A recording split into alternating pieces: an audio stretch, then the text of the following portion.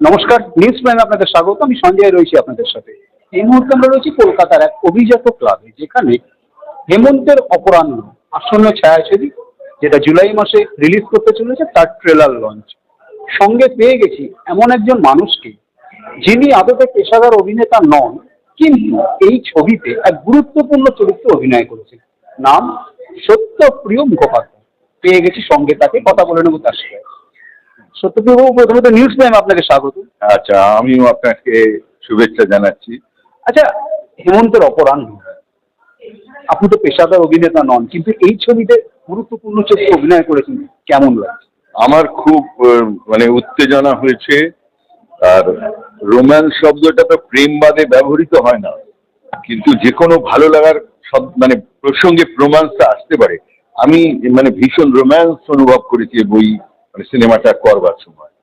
প্রথম ছবিতে অভিনয়, সঙ্গে পেশাদার অভিনেতা, অশোক বিশ্বনাথনের মতো পরিচালক, অমিত আগরওয়ালের মতো প্রডিউসার, অভিজ্ঞতা কি? না দেখুন, আমি মঞ্চে অভিনয় করিনি, আমি পর্দায় অভিনয় করিনি, কিন্তু আমি অভিনয়কে খুব ছেলেবেলা থেকে ভালোবেসেছি। আমি কত নাটক আমার ছাত্রছাত্রীদের দিয়ে করিয়েছি, মফস্বলে যদিও, কিন্তু সেই নাটক হওয়ার সময় কলকাতায় হলে টিকিট কেটে লোকে দেখতো। কাজে অভিনয় বিষয়টা সম্পর্কে কিন্তু আমার ভালোবাসা, গভীরতা, অভিজ্ঞতা ছিল। কিন্তু আমি কখনো, অদ্ভুত ব্যাপার, আমি কখনো মঞ্চে অভিনয় করিনি, আমি কখনো পর্দায় অভিনয় করিনি। কিন্তু একটা সুবিধে কি জানেন, ওই বলে না যে চন্দন গাছের আশেপাশে গাছ থাকলে তাদের গায়ে নাকি চন্দনের গন্ধ বেরোয়। দেখুন, এটা প্রবাদ নাকি বৈজ্ঞানিক সত্য আমি জানি না, কিন্তু আমাকে দিয়ে আমি বোধ করেছি যে আমি এই যে চন্দন কাঠের পাশাপাশি বা চন্দন গাছগুলোর পাশাপাশি ছিলাম, আমার যেন একসময় মনে হলো যে আমার গা থেকে বোধহয় একটু গন্ধ বেরোচ্ছে ওদের থেকে, এবং আমি ওদের থেকে অনেক শিখেছি।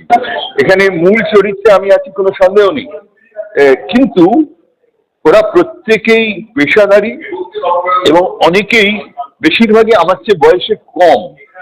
একটা অতি উত্তপ্ত জিনিস থেকে কম উত্তপ্ত জিনিসে যেমন উত্তাপ আসে, আমি ওদের থেকে না একবারে শুষে নিয়েছি সমস্ত মানে শক্তি, ক্ষমতা এবং অনুপ্রেরণা। ফলে ওদের সঙ্গে থেকে আমার যেন মনে হয়েছে যে আমার ভীষণ উন্নতি হয়েছে, মানে আমি অভিনয় করতে পেরেছি ভালো। একজন লেখক, যিনি আদতে লিখেছেন এবং তার লেখা হয়তো তার ছাত্রছাত্রী বা অন্যান্যরাও অভিনয়ের মাধ্যমে মানুষের কাছে পৌঁছেছে যে মূল বক্তব্যটাকে, সেই লেখক যখন নিজে অভিনেতা হয়ে দর্শকের সামনে, ক্যামেরার সামনে দাঁড়াচ্ছেন, এই ফিলিংসটা কেমন? এক, আর দ্বিতীয়ত হচ্ছে কতটা চ্যালেঞ্জিং ছিল? চ্যালেঞ্জিং একটাই ছিল যে আমি, অশোকই আমার সবচেয়ে অনুপ্রেরণা। ও বলেছে আমি আছি, ব্যাস ওই আমি আছি, অতএব তুমি পারবে, করবে, এটা আমাকে খুব সাহস দিয়েছে। পরবর্তীকালে আমার যে অনুজ অভিনেতা অভিনেত্রী, তারাও আমাকে এত অনুপ্রাণিত করেছে, উৎসাহ দিয়েছে। এই সমস্ত কিছু থেকে আমার ভিতরে একটা ভয়ঙ্কর নতুন জন্ম, জানেন তো, এই বীজ বলা হয় পাখিদের। পাখির একটা জন্ম হয় ডিম হিসেবে, আর একটা তা দিয়ে বেরোনোর হয়। আমার যেন মনে হলো যে আমার একটা জন্ম ছিল, সেটা ডিম অবস্থায়। কিন্তু এই যে বিভিন্ন আপনারা পেশাদার যাদের বলছেন, আমি বলছি তারা খুব উন্নত মানের এই সময়ের অভিনেতা অভিনেত্রী। অশোক বিশ্বনাথনের মতো একজন, মানে আমার শ্রদ্ধেয় শুধু একজন উল্লেখযোগ্য নির্দেশক, ঠিক আছে, চলচ্চিত্র নির্দেশক, এদের যে তা দেওয়া, তাতে আমার যেন মনে হলো ডিম ফুটে আমি একটা নতুন জন্ম পেলাম, এটা কিন্তু মনে হয়েছে। হেমন্তের অপরাহ্নে আপনার যে চরিত্রটা, সেই চরিত্রটা অনেকটা আপনার যে জীবন, তার সাথে রিলেট করে কিনা? হ্যাঁ, রিলেট করে। কিরকম জানেন, একটা কি শুনেছিলাম যেন, যে রামের জন্ম হওয়ার আগে নাকি রামায়ণ লেখা হয়ে গেছিল, এরকম একটা কথা আছে। হ্যাঁ, এটা এটা রবীন্দ্রনাথই নাকি বলেছেন। দেখুন, রবীন্দ্রনাথ সম্পর্কে এরকম কথা এখানে দাঁড়িয়ে বলা ঠিক না, কারণ এরকম। তা আমি যেটা বলতে চাই, অদ্ভুত ব্যাপার যে আমাকে একটা অনুষ্ঠানে প্রথমে নির্বাচন করা হয়েছে যে আমার একটা 60 নায়ক লাগবে, তুমি কি করবে, এইটাই অশোকের ইয়ে ছিল। আমি বললাম যে আমি করিনি, বলে আমি তো আছি, ব্যাস আমি রাজি হয়ে গেছি। 15 সেকেন্ড আমি সময় নিয়েছি। কিন্তু অদ্ভুত ব্যাপার, যখন আমার চরিত্রগুলো দেখানো হচ্ছে, কি আমার সঙ্গে কিন্তু সমস্ত ব্যাপারটা মানে প্রসঙ্গের মধ্যে প্রসঙ্গাঙ্গিত, মানে রিলেটেড হয়ে যাচ্ছে, মানে মনে হচ্ছে যেন এটা আমারই জীবন।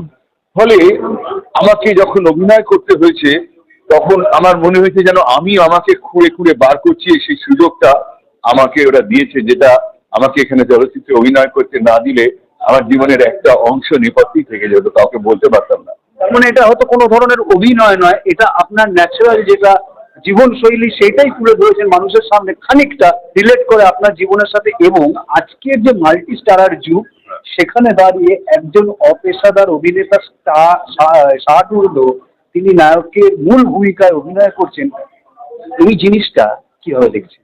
না, আমাকে যেমন একটা বলা হয়েছিল যে চলচ্চিত্র আর নাটকের তফাৎ যেটা, চলচ্চিত্রে নাকি অভিনয় চলে না, কারণ অভিনয় করলে ওটা ম্যাগনিফাই হয়ে যায়, আরো বেড়ে গিয়ে উৎকট হয়ে যায়।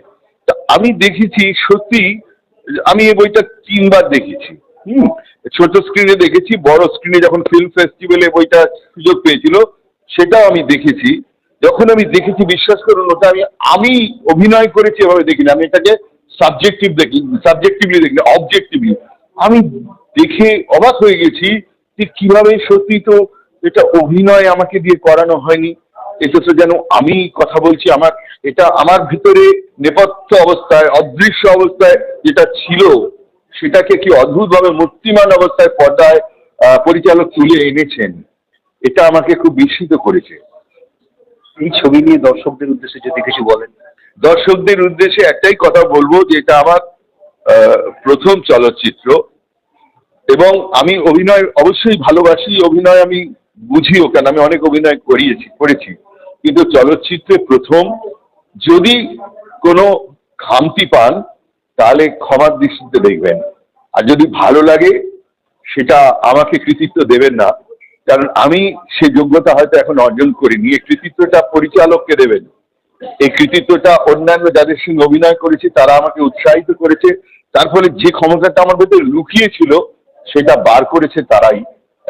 অতএব আমি দর্শকদের বলবো যে আপনারা এই বইটা দেখুন, আমি আপনাদের কাছে কৃতজ্ঞ থাকবো। অর্থাৎ হেমন্তের অপরাহ্নের সাতর্ধ নায়ক সত্যপ্রিয় মুখোপাধ্যায় মাটির কাছাকাছি মানুষ এবং বিনয়ের সঙ্গে জানাচ্ছেন, যদি কোনো ভুল ত্রুটি হয় ক্ষমা করবেন, কিন্তু যদি ভালো লাগে তাহলে কৃতিত্ব অবশ্যই দেবেন অশোক বিশ্বনাথন, অমিত আগরওয়ালদের মতো মানুষদের, যারা এনাকে উদ্বুদ্ধ করেছেন, অনুপ্রাণিত করেছেন এবং এনাকে দিয়ে একদম ন্যাচারাল অভিনয় করিয়ে নিয়েছেন। অসংখ্য শুভেচ্ছা এবং শুভকামনা রইল নিউজ প্রাইমের তরফ থেকে এই হেমন্তের অপরাহ্ন ছায়াছবির জন্য। আপনাদের শুভেচ্ছা জানাচ্ছি, আমি আপনাদের আত্মীয়তা জানাচ্ছি। যদিও আপনাদের সঙ্গে আমার সাক্ষাৎ পরিচয় হলো না, কিন্তু কথোপকথনের মাধ্যমে আমি যেন অনুভব করছি আপনারা আমার আত্মীয় হয়ে উঠলেন। অতএব আত্মীয়ের প্রতি আত্মীয় যে কর্তব্য আমরা পালন করি। কলকাতার হিন্দুস্তান ক্লাব থেকে ভিডিও জার্নালিস্ট মীরার সাথে নিউজ প্রাইমের জন্য সঞ্জয় শাহ।